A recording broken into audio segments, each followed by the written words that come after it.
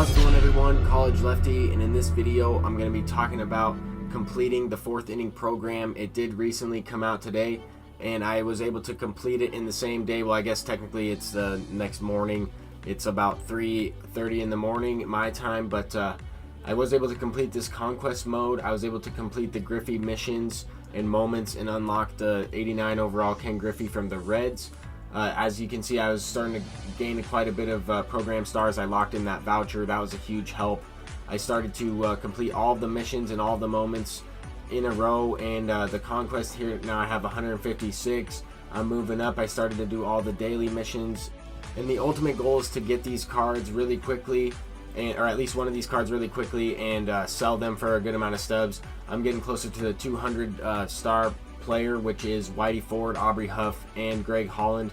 I was able to go in here a little bit. I wanted to show you guys what I've completed so far. The voucher, the conquest, and the Griffey got me to 156. I did go ahead and also play the BR games. Later on, I'm going to have some clips from that. But as you can see, I did get to 200 stars, and it was pretty quick. I mean, I was able to get there rather quickly. I did go ahead and pick that Whitey Ford, and I sold him for about 47,000 stubs, and I already saw that he has dropped down in price significantly, so that was nice to get a good amount of stubs for him. I can always buy him back later, but this is some clips from the moments. This is the end of the boss moments. I wanted to include this. I think you need like 10 total bases and just to win the game, so it made it a little bit more simple in this aspect, where you don't have to necessarily get a certain amount of extra base hits and score a certain amount of runs or anything like that. But I wanted to quickly show you guys how fast I'm trying to do all this. I'm really trying to pick my pitch and just throw it. I'm trying to get these moments and missions done as quickly as possible and back out of it. And now I'm at 227. After I've done a few more things, I got some more daily missions throughout the day, and now I have a 5-0 BR team. I mean, I've drafted this team a while ago. I actually have 4 diamonds in this draft, with Matt Chapman recently getting upgraded. Trevor Story also got upgraded, and then a couple other players that are really good as well. But I have a solid team. I'm currently 5-0, and I'm going to be going into some gameplay quickly, because you do have to play at least 10 games or win 10 games of BR or ranked seasons. And it was pretty tough. I mean, I was playing some BR games, and a lot of these games were really interesting and pretty high scoring and back and forth action, so I wanted to include some of the clips from that. The opponent starts this game off with a home run, and then a double from Jose Bautista, just a home run from Gleyber Torres and a double from Bautista. Just what a way to start this game. And I didn't really have the best bullpen for this specific team. My best pitcher was, I think, a silver Eric Gagne on this BR draft. I'm not even sure. I think I had like 2 silvers in my bullpen. The rest were commons and bronzes. I really had more of an offensive BR draft for this specific team. But I was able to hit a game-tying home run there with Willie Mays. And one thing to keep in mind is I'm really trying to not press at the plate, because I'm trying to get these wins for this program quickly. I'm not trying to change the way I'm going to play, because if I start to swing at everything, then I'm not going to be able to hit well and put together good at-bats and score some runs. In these shortened games, you can't afford to give any outs away. And luckily there, the opponent missed that ball. I'm able to try and take advantage with the sac fly. Michael Young is tagging up from third base, and the throw from center field is not going to be in time. He scores there. I'm able to go up 2-1, and later on in this game, the top of the 3rd inning, down to his last out, I have a bronze pitcher in. I had to go to like my last guy in the bullpen, and he hits it out there to take the lead. Now he's up 3-2. I'm down to my last out with Willie Mays up, and I sent that one deep. That's going to be a home run, a no-doubter, not a no-doubter animation, but the fielder didn't react to it. That was not a robbable home run.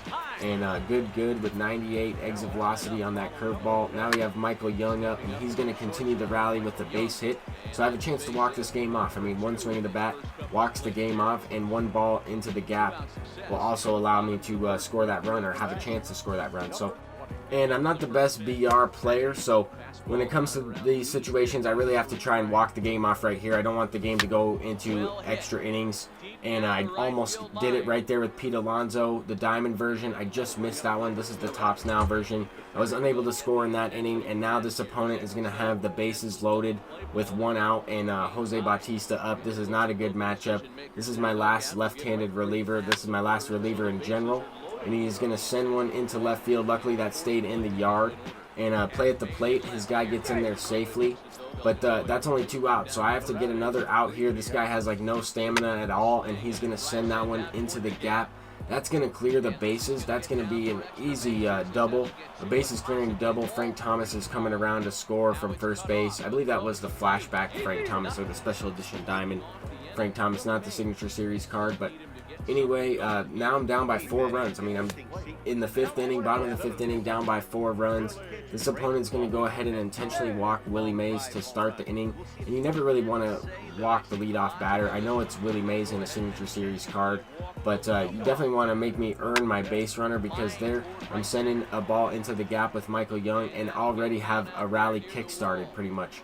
And it would really suck to lose this game 7-3. I mean, I battled back from the first deficit, and when I'm trying to get these 10 BR wins for the specific program, I don't want to go down too many wins. I mean, some people would quit out of this game and just hop into another one, but I'm going to try to make this comeback. I mean, I'm down by 3 now, 7-4, and I'm starting to get a rally going. I mean, one swing of the bat ties up the game at this point. Actually, one swing of the bat would win the game, and now it is a 7-5 game with Trey Mancini up, and I'm going to continue to keep hitting.